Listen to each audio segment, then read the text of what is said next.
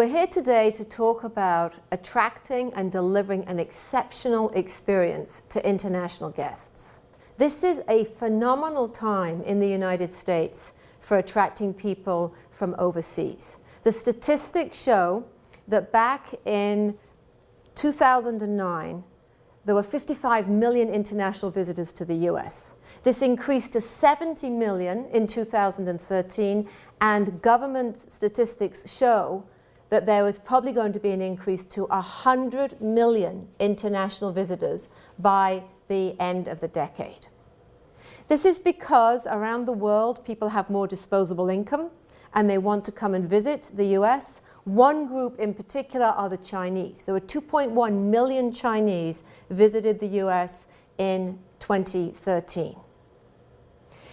Now, when these visitors come, they have great expectations. They want to be treated in certain ways. They want you to provide them with the services that they need and that they expect. And we call this the platinum rule. In other words, treat other people the way that they want to be treated.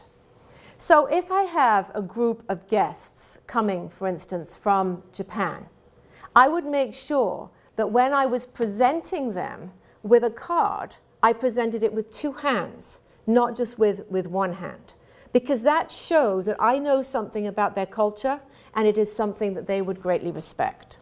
Similarly, if I was in a hotel, in a lobby, in a room, and I knew that there was a delegation of Chinese people coming, I would make sure that there were no white flowers anywhere in the hotel. I would need to have flowers that were pink or multicolored, because white flowers in Chinese culture is a sign of death. And then from an eating standpoint, we all have different eating habits that are different in different countries and are acceptable to different people. In South Korea, it's perfectly acceptable to slurp your noodles and to slurp your soup. That is not something that we tend to deem positive in the US. So what is really important is that the staff that you have working in the tourist attractions that we're talking about today are culturally competent. They need to really understand what the expectations are of these international visitors, and they need to be able to meet those needs, because this is how you're going to be able to grow your tourist attraction and you're going to be able to attract a lot more visitors in the future. So let's now talk